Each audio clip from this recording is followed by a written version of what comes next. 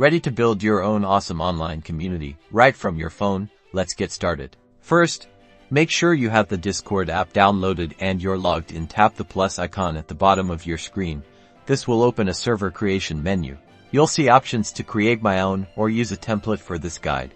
We'll tap on create my own. This gives us total control over customization.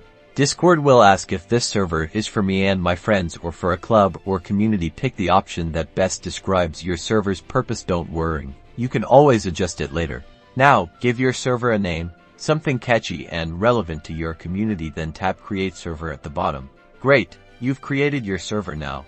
Let's customize it with channels. Tap the plus icon next to text channels or voice channels. Here, you can choose between a text channel for written messages or a voice channel for live audio conversations. Give your channel a relevant name and tap the check mark to create it. To moderate your server, tap on the three dots next to your server's name, then select settings. Here you can manage roles, permissions, and other settings to keep your community safe and fun. Explore the settings to tailor your server to your needs. Start building relationships, establishing rules, and fostering an inclusive environment. Happy community building.